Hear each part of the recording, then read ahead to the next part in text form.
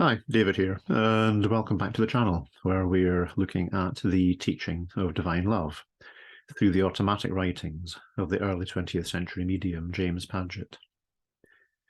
Apologies, first of all, for the lack of videos over the past few weeks, but I've had a few family matters to attend to, which have meant being away from home for a while.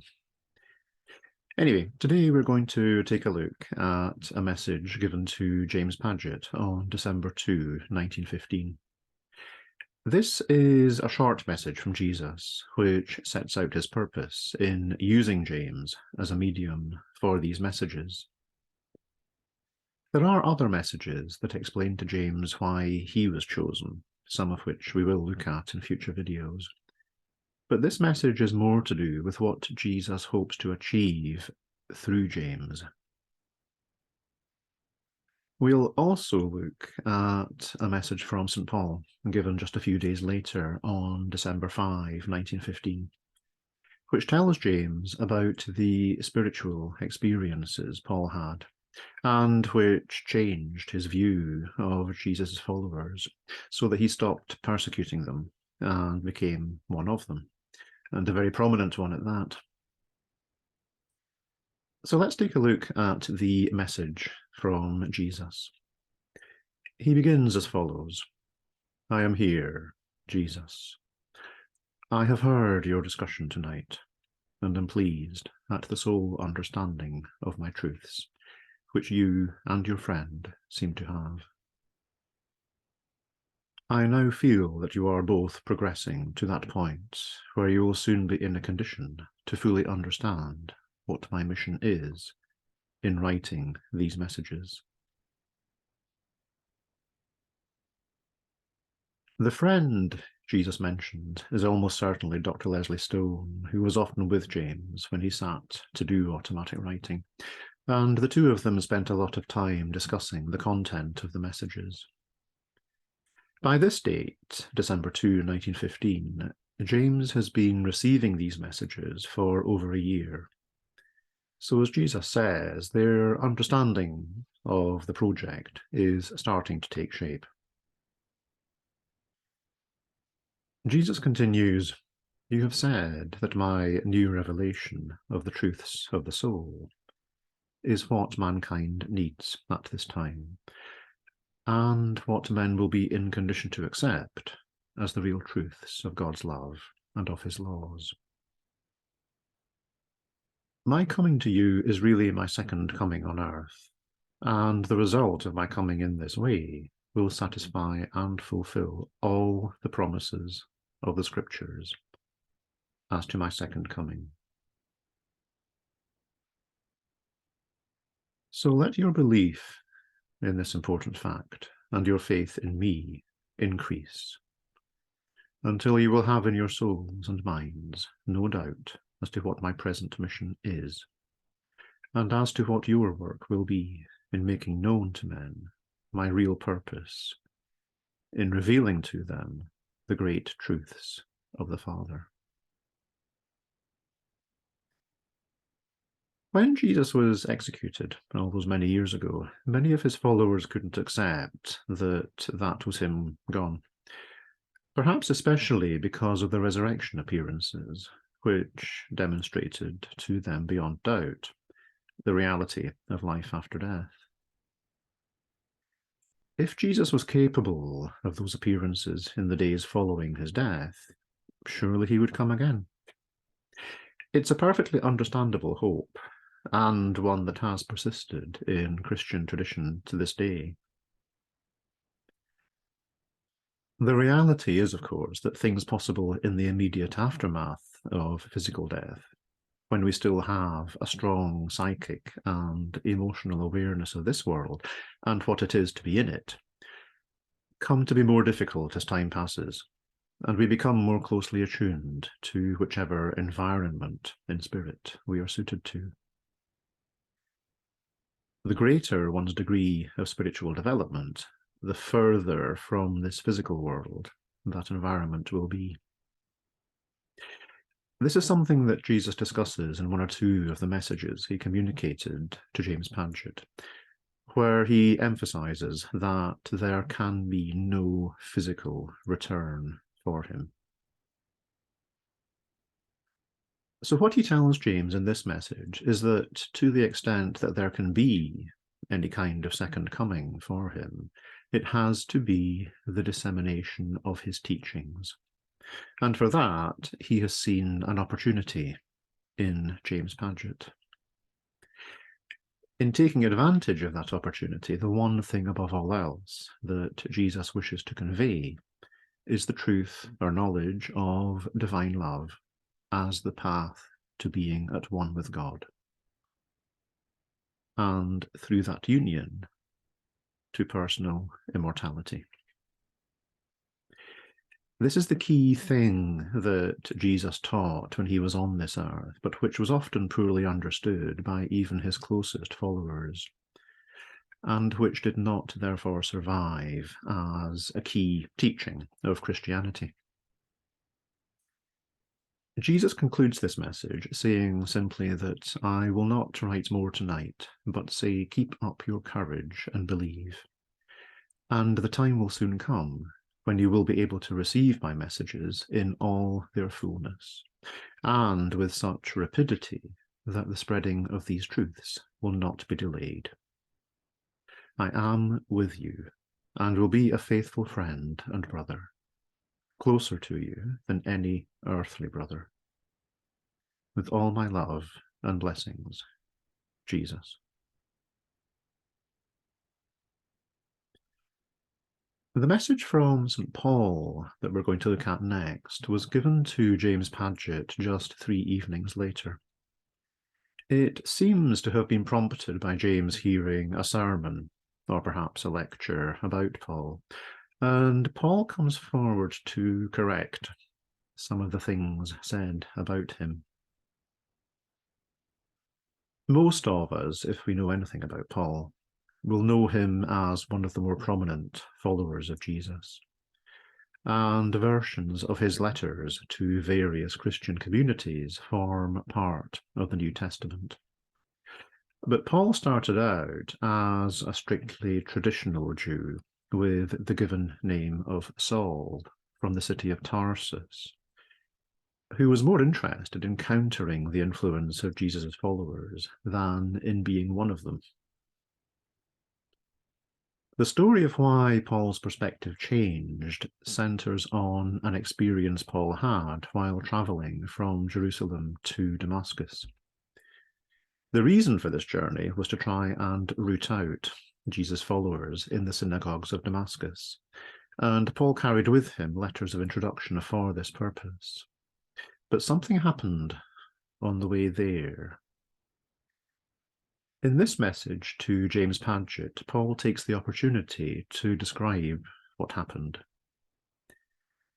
Those of you who watch the channel will perhaps have seen an earlier video discussing a previous message from Paul on this topic, video 10.8.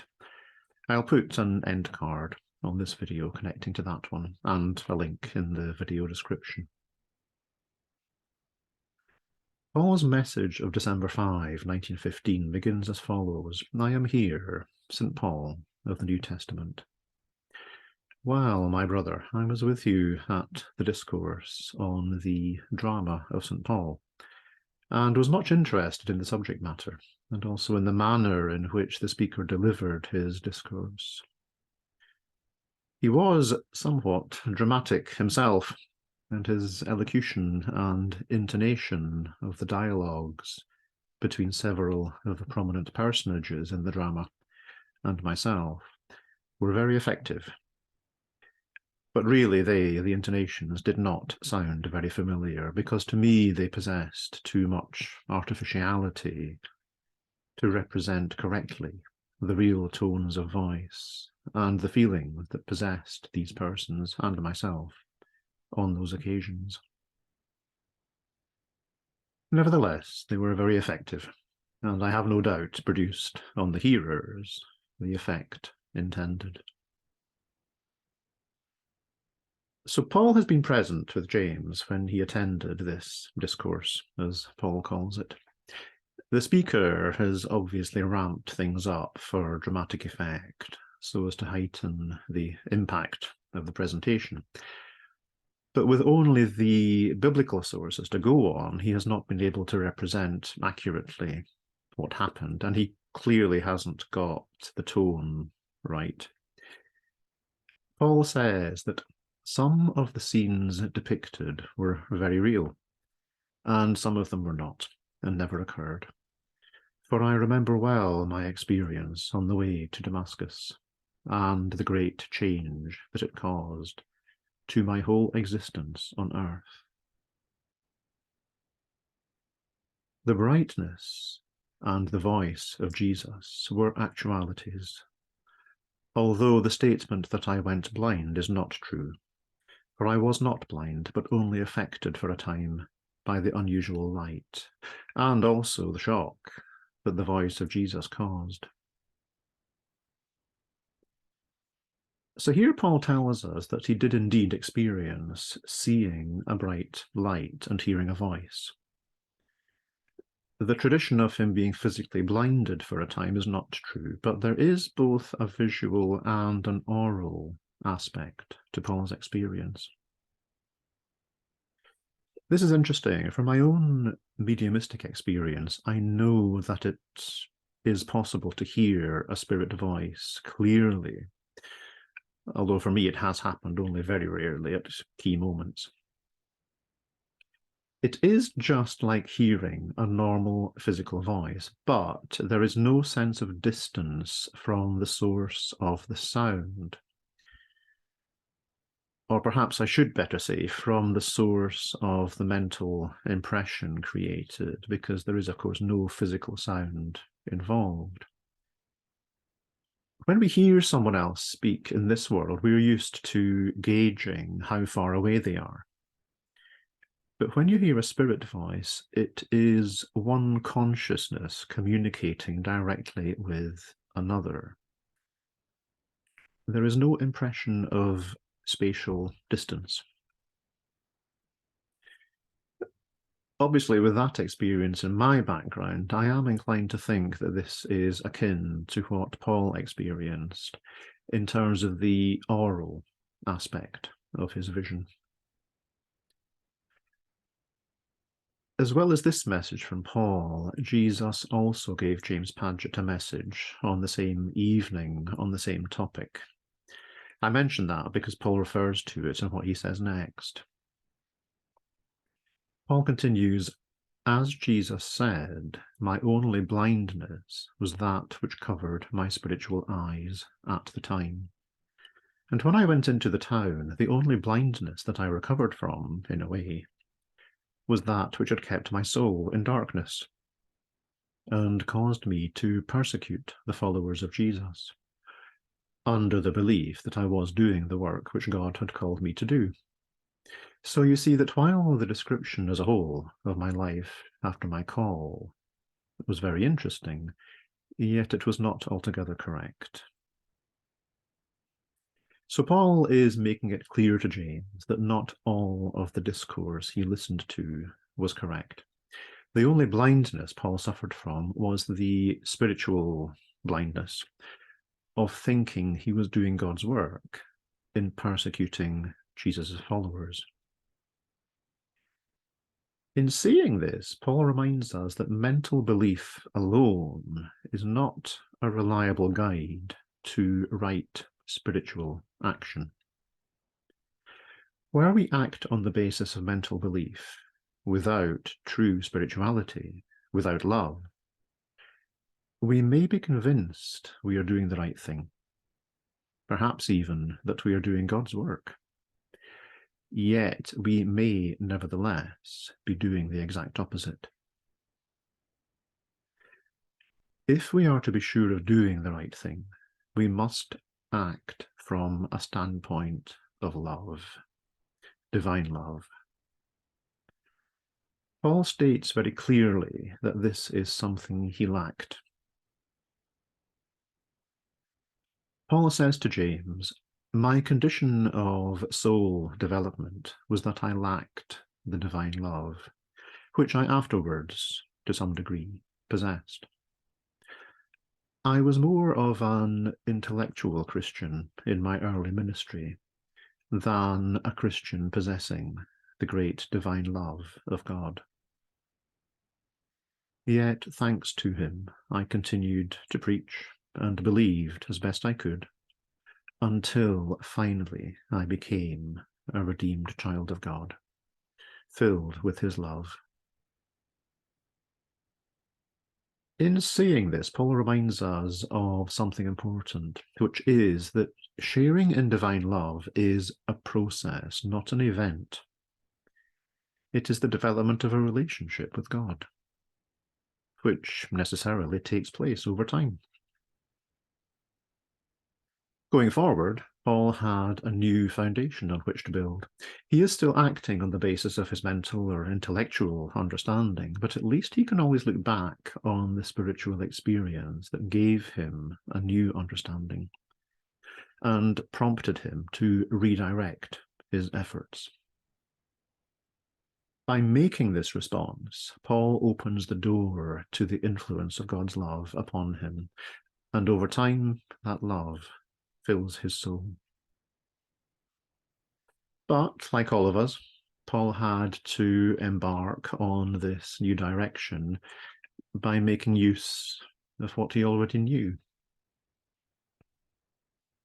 Paul tells James that I knew many things connected with and taught in the theology of the Jews, and especially of the Pharisees. I now see that in my writings, my conceptions of the truths of God were flavoured to a considerable extent by this knowledge of the Jewish theology. Two significant strands of thought within Judaism in Paul's time were those of the Pharisees and of the Sadducees. There were others. Judaism of Paul's time was a much more varied thing than many people now appreciate. And in future messages, we will look at this in a bit more detail. For the moment, Paul just flags up that the teachings of the Pharisees are the ones he was most familiar with, and that this continued to colour his understanding of God. Paul continues, while many things that I taught are true, as I now see them, yet many things that the Bible says I wrote are not true, and I am not surprised that men accept them at this time. That's an interesting sentence. We might expect Paul to say that he is surprised that people accept untrue teachings. But I think what he's recognizing here is that when people are presented with a set of teachings, a bundle that includes the true and the untrue, we will tend either to accept or reject the bundle as a whole, particularly if we don't have the information we need so as to distinguish between the true and the untrue, and to sift accordingly. This is what makes the New Testament such a problematic collection of writings. Paul goes on to say, how I wish that I could review and rewrite the epistles ascribed to me, and how many seeming contradictions and unreasonable things would be made plain. But I cannot, except that I may, through you, declare the truth as I now see it, and I hope that the opportunities may come that I may do so. Well, I will not write more tonight, as you have written considerable, and others wish to write. I will say good night, your brother in Christ, Paul. Paul ended the message he gave James by saying that others wished to write, and as I have mentioned, Jesus was one of those who wrote that same evening, as is Luke, although it's clear from this message from Paul that Jesus wrote on this topic before Paul jumped in and described it from his perspective. For the next video in this series, I was planning to look at the message from Luke that was written the same evening. Luke has some interesting things to say about the spiritualist movement and why its focus on demonstrating personal survival beyond death brings comfort to many, yet can still leave people feeling that something more is lacking.